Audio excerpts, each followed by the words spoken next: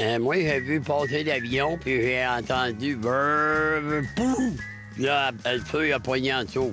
With melted cheese.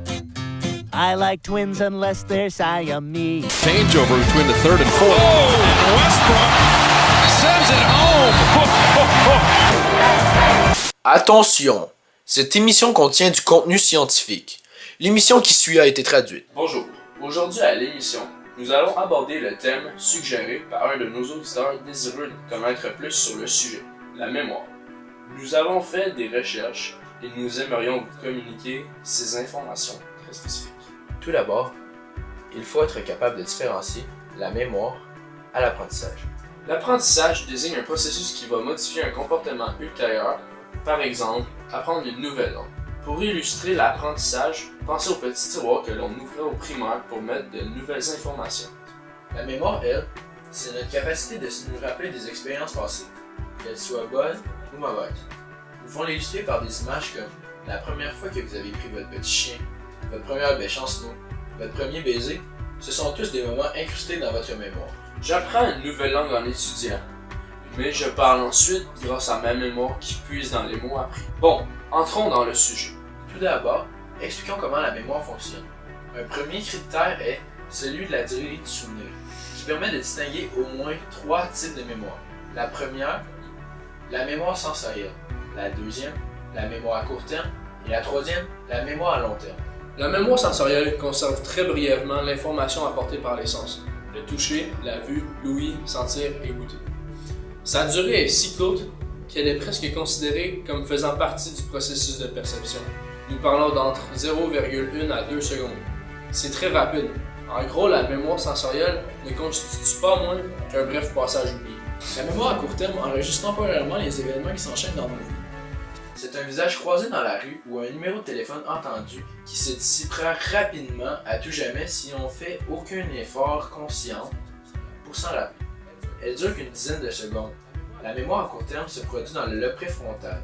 Cette région située tout en avant du cerveau est très développée chez l'être humain. C'est elle qui nous donne notre grand front droit plutôt que le front fuyant de nos cousins primates. Le passage de la mémoire à court terme à la mémoire à long terme s'effectue grâce à l'hippocampe dont la forme incurvée rappelle la queue d'un hippocampe marin. L'hippocampe est situé dans une partie très ancienne du cortex située dans le repli interne du lobe temporal.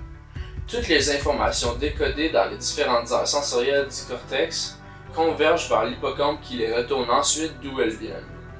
C'est un peu comme un centre de tri qui comparerait ces sensations nouvelles avec celles déjà enregistrées. L'hippocampe crée aussi des liens entre les différentes caractéristiques d'une chose. La répétition ou les différents trucs qui nous permettent de retenir des faits nouveaux correspondent donc à de multiples passages dans l'hippocampe.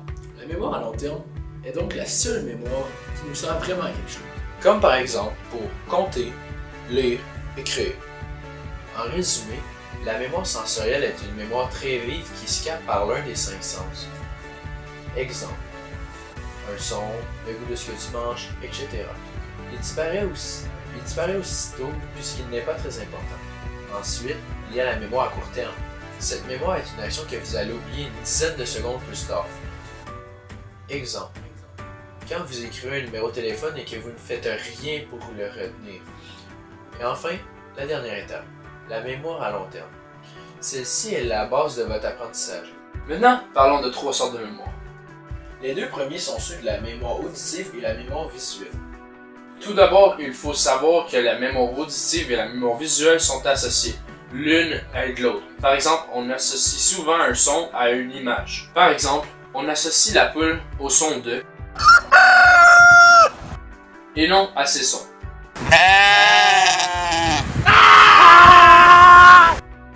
Maintenant, la mémoire eidétique. Cette mémoire est une mémoire qui n'est pas donnée à tout le monde et qui n'est pas développée également pour chacun. La mémoire eidétique est une mémoire qui est presque parfaite d'une image que l'on regarde pendant 30 secondes. C'est comme si elle était toujours là. Comme pour toute autre mémoire, l'intensité du souvenir dépendrait de plusieurs facteurs, tels que la durée, la fréquence de l'exposition au stimulus, l'observation consciente et la pertinence de la personne. Quelques autistes et apparentés, comme les personnes souffrant du syndrome d'Asperger, font preuve d'une mémoire extraordinaire. Les savants autistes sont rares, mais ils ont entre autres une mémoire spectaculaire. Un exemple notable est Kim Peek, qui a inspiré le personnage du film Rain Man, qui pouvait se rappeler du contenu de 12 000 livres. Il lisait un livre pendant 1 heure et il se retenait. Par exemple, voici un exemple de mémoire idétique.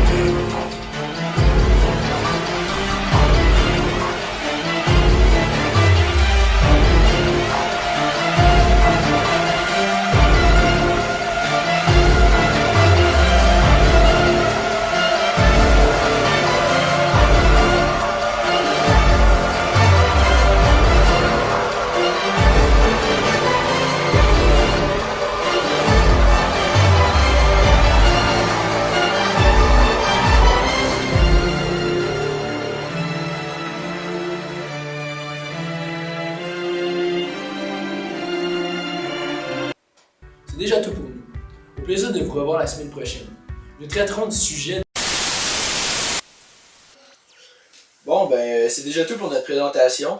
On espère vous avoir appris de nouvelles choses sur la mémoire. Ouais, pis JP, si t'es en train de dormir, c'est le temps de te réveiller. Ciao!